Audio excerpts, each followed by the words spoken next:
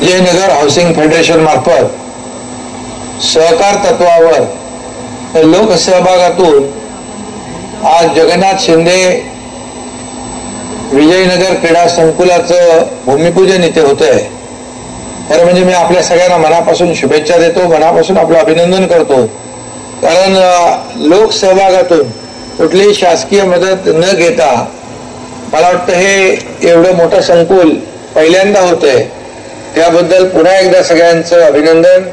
या कार्यक्रमाला उपस्थित खासदार डॉक्टर श्रीकांत शिंदे, आपले जगन्नाथ शिंदे अप्पा, त्याचबरोबर हिंदूराव देशमुख, प्रमोद हिंदूराव, गोपाळ लांडगे, सर्व मान्यवर उपस्थित, सर्व नगरसेवक, पदाधिकारी आणि या कार्यक्रमाचे संयोजक, आयोजक आणि ज्यांच्या प्रयत्नातून हे होतंय ते प्रशांत काळे आणि माधुरीताई काळे, या सगळ्यांचंच मी मनापासून अभिनंदन करतो। खास करून प्रशांत आणि माधुरीताईचं अभिनंदन करायला पाहिजे, त्यांना शुभेच्छा द्यायला पाहिजे।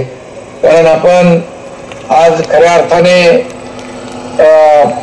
जगन्नाथ शिंदे साहेबांच्या आप्पांचं नाव याला दिलेलं आहे आणि खरं म्हणजे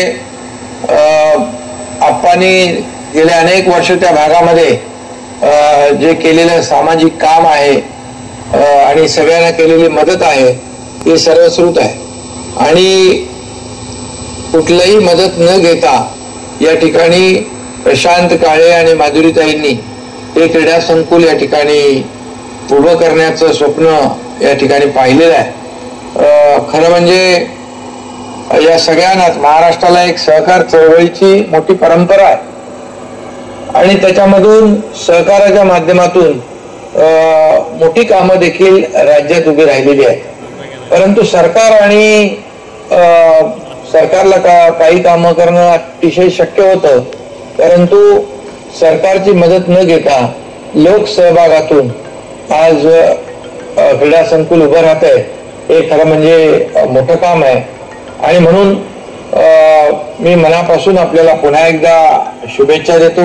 हे सहकार क्षेत्रातलं काम जे आहे हे खऱ्या अर्थाने देशाला दिशा देणार आहे। कारण या क्रीडा संकुलाच्या निमित्ताने आज एक नवा अध्याय सुरू होतोय। यामध्ये आज आपण पाहतो की मुलं मोबाईल आणि इंटरनेटच्या या युगामध्ये मैदानापासून थोडीशी दुरावलेली आहेत आणि यामध्ये मैदानी खेळ जवळपास म्हणजे लोकांना मुलांना त्याच्यामध्ये आकर्षित झाली पाहिजे। पुन्हा मैदानी खेळ त्यांना खेळता आलं पाहिजे।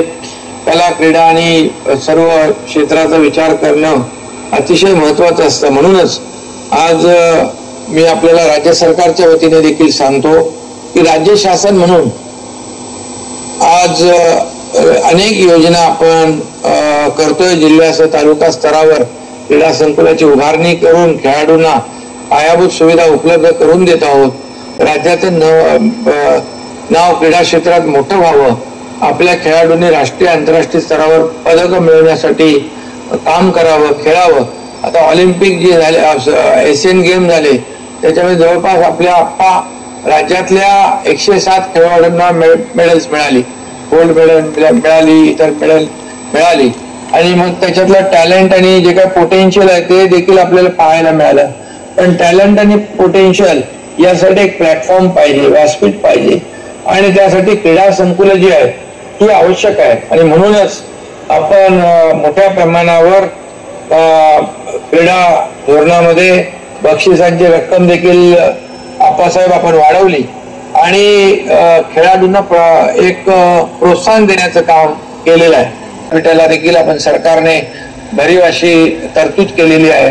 परंतु आपण जे आज लोकसहभागातून केलेलं आहे, प्रशांत काळे यांना तर तिथले सर्वजण मगाशी खासदारांनी सांगितलं की एक नगरसेवक, आदर्श नगरसेवक कसा असावा, तर प्रशांत काळे यांचं उदाहरण देता येईल। सातत्याने त्यांची धडपड असते, लोकांना मदत करण्याचं त्यांचा एक व्यासंग आहे आणि त्यांचा स्वभाव आहे आणि त्यामुळे आजचा हा जो काही लोकसहभागातला जो उपक्रम आहे त्याला मी मनापासून शुभेच्छा देतो. खरं म्हणजे खासदारांनी मगाशी देखील लोककल्याण लोकसभेमधल्या कामांची थोडी वाच्यता केलेली आहे.